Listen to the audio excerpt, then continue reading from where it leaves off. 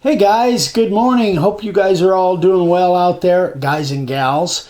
I'm just doing a short intro on this video. This has to do with sharpening router bits, and I've been talking about that quite a bit lately. Here's another video where I actually sharpened some router bits. We were in Las Vegas hanging out with Carmen and Sam, and we went over to Gil Archuletta's house, and he had some router bits to sharpen.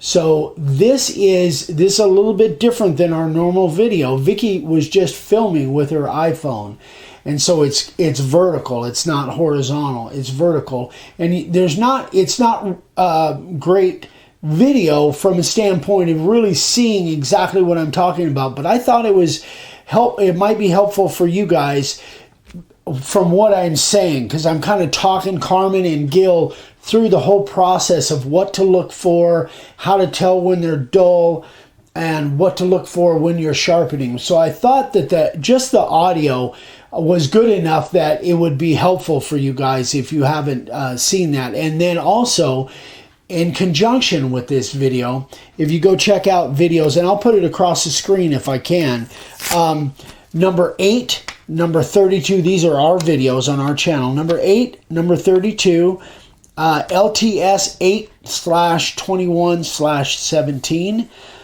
and Coffee and Questions 12/13/17. Those videos will show you, again, a real close-up of when your bits are dull, what I look for when your bits are dull and they need to be sharpened, and then also some videos that Dad did on exactly how to sharpen router bits. But this video is kind of going along right with that. So anyway, with these videos and this video, I think you'll get an understanding of what needs to be done with your sharpening router bits. As always, if you don't have a dime in a wheel, you can't sharpen carbide. And of course, the premium membership. If you're a premium member, you never have to, sharpen your router bits. You can just send them to me and I sharpen them for free. All you do is pay shipping back and forth. That is the router bits that you purchase from us. So anyway, I hope this is helpful to you. If you have any questions at all, please email me directly, eric@makeawoodsign.com.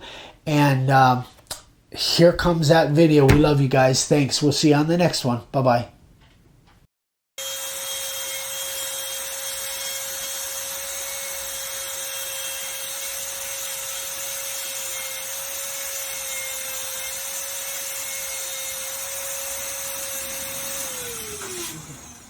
And I normally have a cup of water here. These are clean. I got these. Oh, you want some water?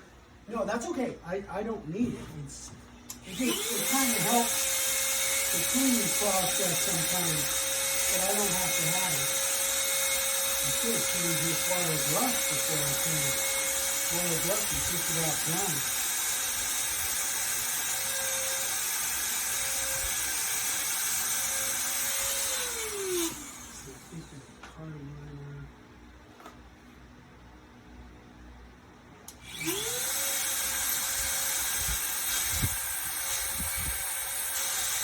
Oh man, these all messed up before you get decent at this. Gosh, I lost all my wire. You want me to get one? Nope, I'm good. I got them clean enough. Okay. That's all I needed for there. Now let's get into the grinding and I'll show you.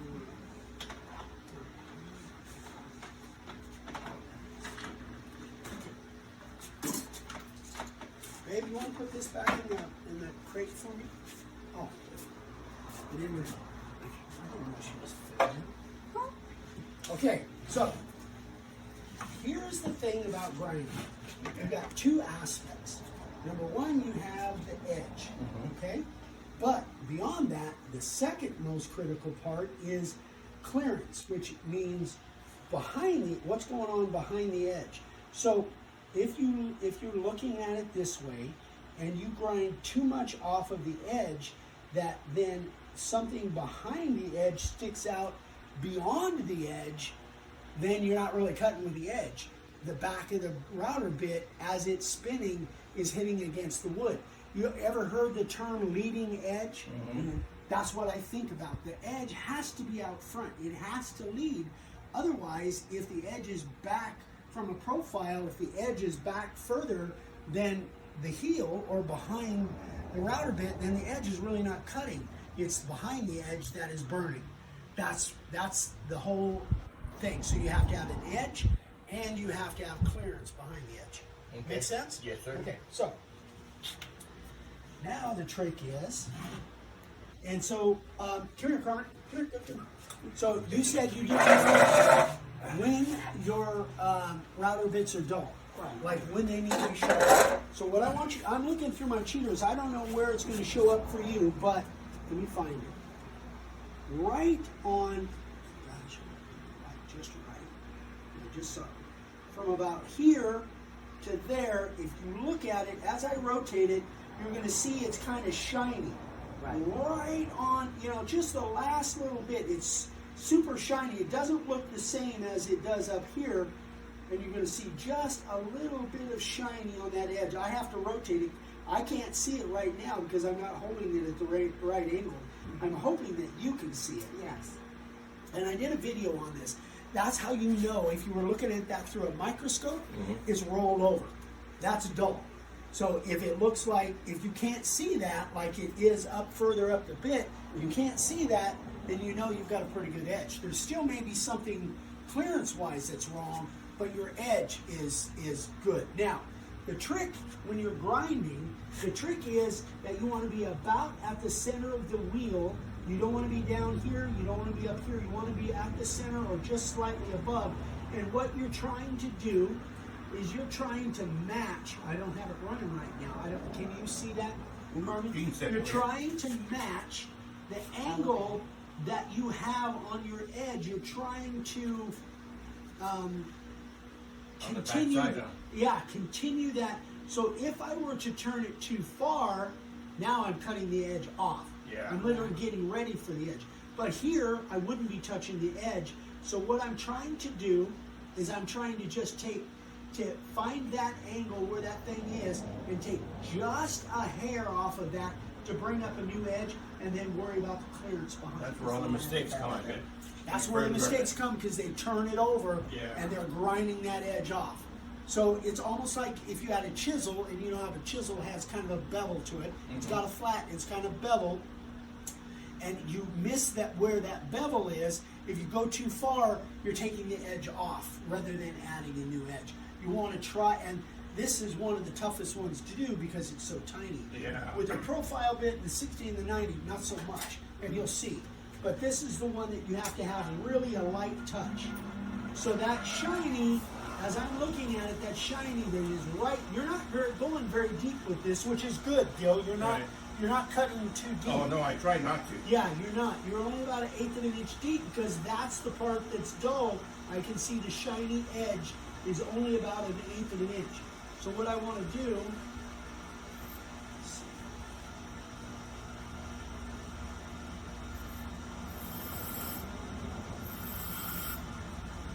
I'm still short. So what I do is I try to sneak up to that edge.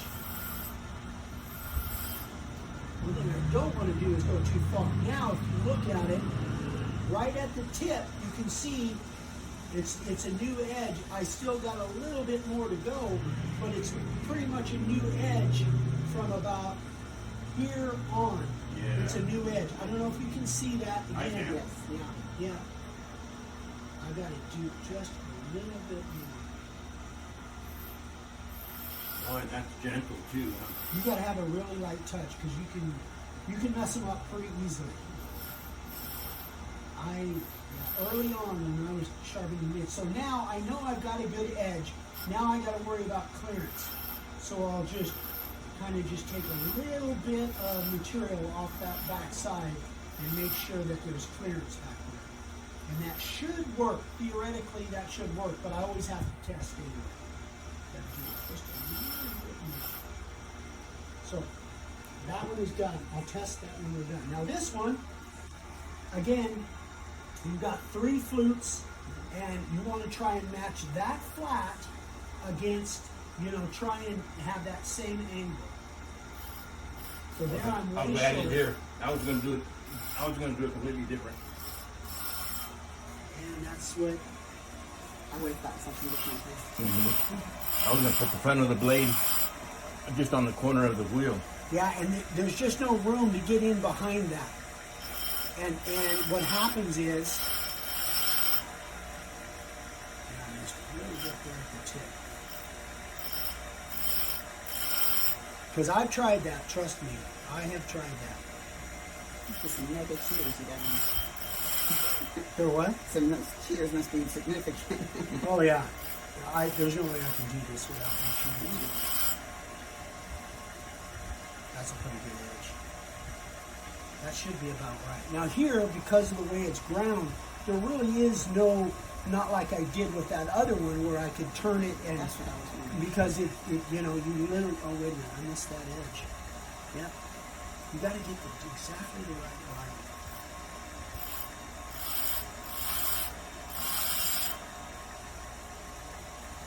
Try to keep it from concaving into the shape of the wheel, huh? Yep. There we go. That's a good edge. That's good. That one I missed a little bit.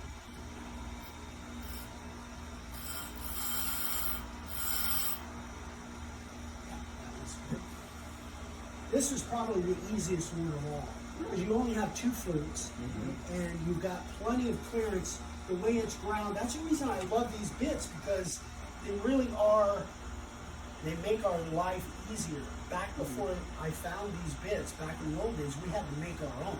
Literally, Dad was a machinist and he could grind his own bits. And it was a pain, man. It was a real pain. What do you got the speed on, medium or full blast? The router? No, your machine there. Oh, there's only one speed. Oh, you know, it is pretty much full blast. I didn't realize it. I never think about it. But yeah, always full blast. So now, the drawback of sharpening bits this way, because it's by hand, is it doesn't matter what you do. There's always going to be, if you've got more than one flute, there's always going to be a leading edge. And what I mean by that, when this comes from the factory, both of those edges are absolutely perfect. You're cutting with both edges. But once you do this, because you're doing it by hand, you're never going to get both those edges the same. There's always going to be one out front and one just behind that. Right. Does that make sense? Yeah. You just, because it's done by hand. Unless it's done with a computer and done with a machine, there's no way to get both those edges done. So, the drawback is, the advantage is I can make it work and it'll cut like great. The drawback is it won't stay sharp as long as when it's brand new because you only are cutting really with one edge. That's the drawback. This here, when this is rotating and you're cutting, this is the leading edge here. It's turning this way, right? No, it's turning the other way. Yep. Okay, here's the blade. So this is the leading edge here. Yep. So why is that called the leading edge if this is coming in first? That kind of throws me off. Well, you've got 2 edges. Right. You've got 2 flutes. That's one flute. That's one flute. Because I just sharpened that, one of those microscopically is sticking out front. Okay. The other one just isn't as, I ground it back. There's always going to be one that is out front. Now with this, and so that one that's out front, that's the leading edge. The other one's just coming along behind, cutting the chip. Now I got you. You see what I mean? Yeah. when you've only got one flute like this, you only got one flute. You don't have to worry about the second edge. All you got to worry about is clearance behind that. Right. Behind Now that makes sense. You see what I'm saying? Yeah. And on the 3 fluted, again, one is out front, the other 2 are behind. It's still there and it's still doing something, but it's cutting probably more chips that's left over from the leading edge that just cut. But it's doing it at 33,000 RPM. You know, so fast. Yeah. Yeah, it will get dull faster than when it's brand new. But in order to get it machine ground with a tool grinder and computerized or whatever, you got to send it to a machine shop, and it's going to cost you probably a lot more, and it's going to take time and all that. For me, we had to learn this by necessity because we were out carving signs on site, and we got to have sharp router bits. Fortunately, Dad had the background of having tool geometry and being a machinist, and he just taught it to me. But from a standpoint of really knowing tool geometry. I know as much as I need to know to make this work for me, and that's what I pass on. Dad was a real machinist. He had the knowledge of why and all of that. He just imparted it to me, and that's what I got. So, Right. yeah, all right. So now the profile bit. So with the profile bit, it's a little bit different. Oh boy, you really use this one. A lot. So as I rotate that, if you look right at the edge, you can see that thing is just shiny right on the edge. Got it. That it, yeah, you've used this one quite a bit, and it's brand new. I've never ground this one. So both those edges are dull. After I grind it, after I sharpen this, there'll only be one dull edge because the other one was not the leading edge. Gotcha. You see what I'm saying? And it will get dull faster, but you know, it is what it is, and it will last, and it will cut just like a brand new bit. It just won't last as long because you're only cutting with one edge. That's the drawback. All right. So let's see.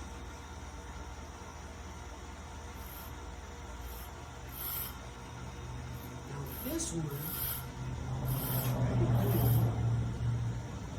again, I'm trying to sneak up on it.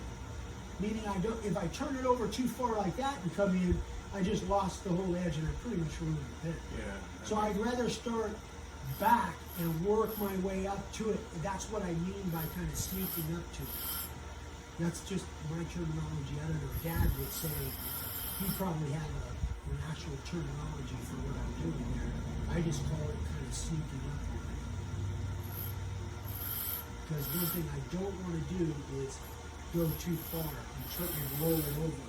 And that's the mistake that most people, when they're just starting out, learning how to grind this, that's the mistake they make most of the time, is they turn it over. And it looks and feels sharp to them, but the edge isn't leading. And so that becomes a problem. So now the tip on both sides, both those edges are good. Now we've got the flat to deal with. Because you go farther, you go deeper than that. Okay. And there I'm still short. That's good. That's what I want.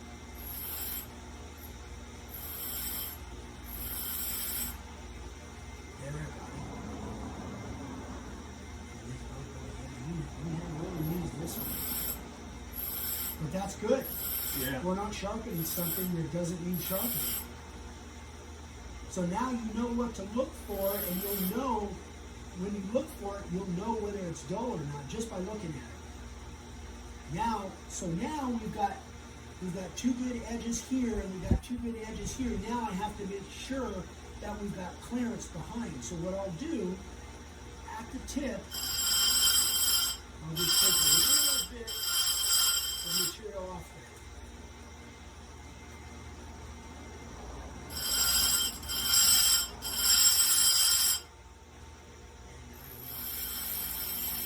Just kind of roll that back a little bit just to make sure we've got plenty of clearance behind the edge.